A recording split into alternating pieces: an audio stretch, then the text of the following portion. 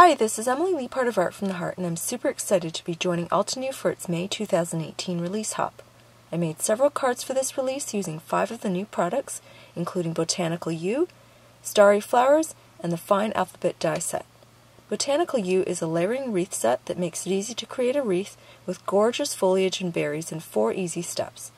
The range of sentiments covers so many occasions that I can't see anyone passing up on this set. Put it in your cart. You won't regret it. The next set I played with is Starry flowers. I'm sure you can imagine all the possibilities just by looking at this set. The flowers are easy to color and look amazing stamped plain, as you'll see further down in my post. The sentiments are great for get well, sympathy, and thinking of you cards, which we all need at some point. I love Altenew's larger, bolder alphabet dies, but these finer, narrower ones make it easy to spell out longer words on cards. Altenew managed to make these the perfect size, so be sure to check out my card at the end of this post to see how beautiful they look, especially in glitter cardstock. This video will show you how I made a set of 4 cards using the Botanical You stamp and die set. I wanted to share at least 4 ways to use this gorgeous set. I could have easily turned this into a 10-way video, but I wanted to show how easy it is to create clean and simple cards with visual interest. Altenew has free printable color charts on their store site, and I use them all the time to choose my colors. Seeing them all side by side helps me see which colors will look nice together as foliage, berries, and flowers.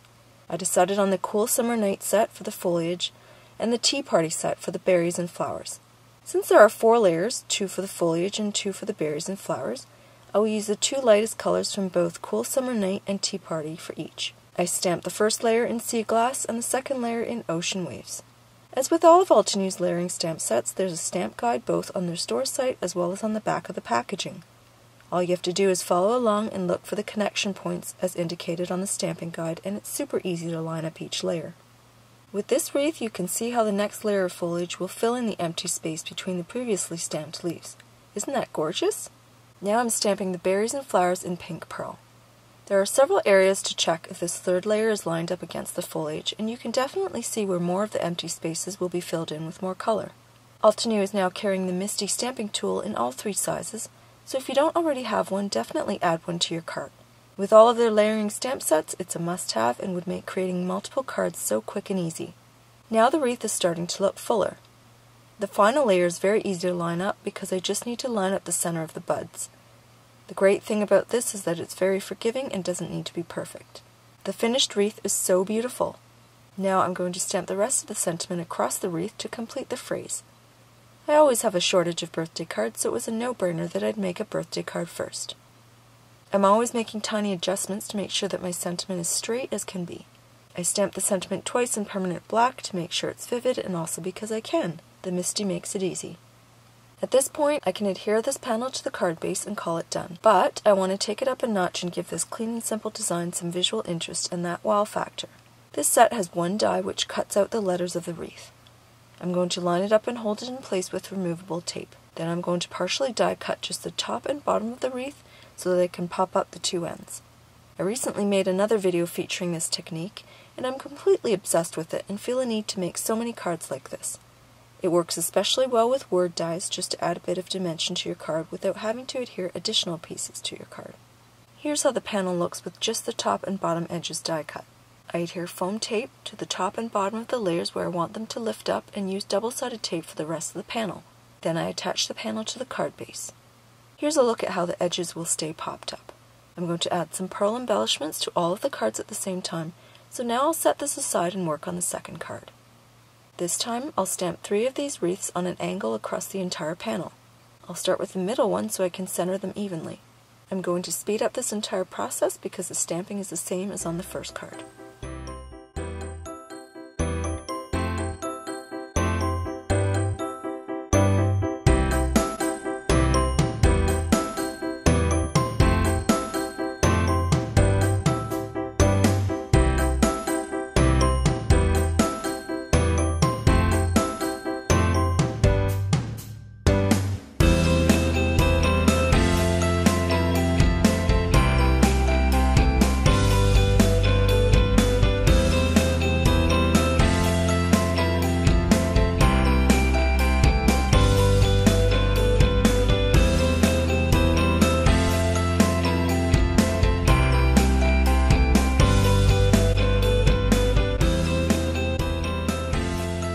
Before stamping the secondary sentiment, I'm going to sponge around the top left and bottom right hand corners of the card using pink pearl.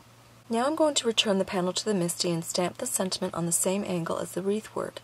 I'm going to partially die cut the middle of the 3 wreaths in the exact same way as the first card.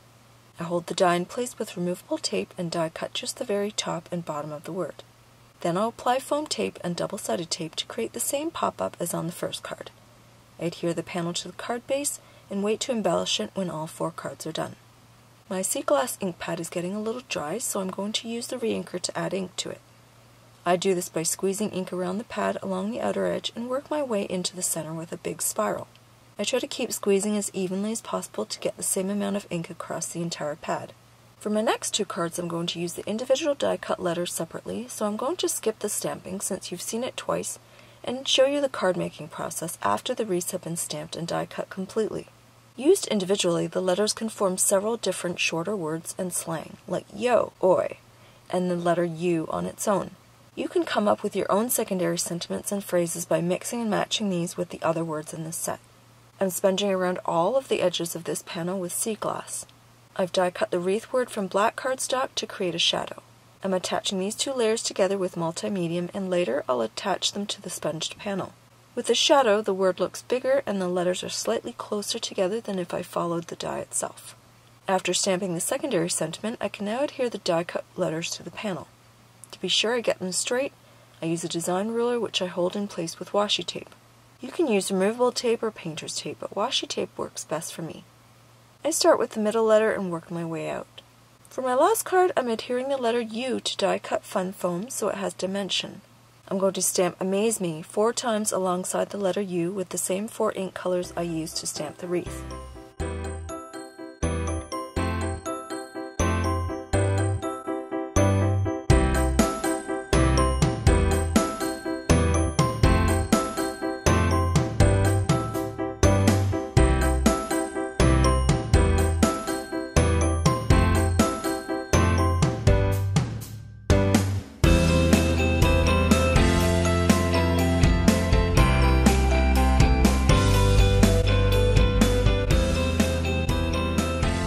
Before I adhere the letter U to the panel, I'm going to dry emboss the panel using the Floral Drape stencil. This design is extremely simple and the dry embossing will add that wow factor. I tape the stencil in place with removable tape and run it through my die cut machine with an embossing mat and embossing plate. I just want the floral outlines from the stencil to be pressed into the panel, so I'm not using cutting plates, just an embossing mat and plate. Doesn't that look amazing? Now I can assemble the card. First, I adhere the panel to the card base, then I attach the U to the card. As I've mentioned throughout this video, I'm going to add pearl accents to all 4 cards. I always use an X-Acto knife when adhering rhinestones, pearls, and enamel accents because I like the precision it gives me. Plus, if I put my fingers on the adhesive, it makes it less sticky, and I don't want that. I only add pearls in 2 sizes to the left side of the U here, and it's enough.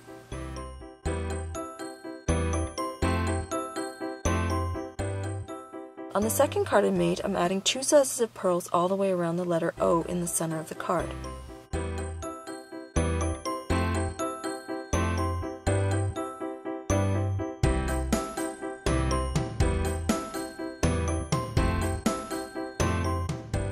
On the very first card I made, the pearl arrangement is the same.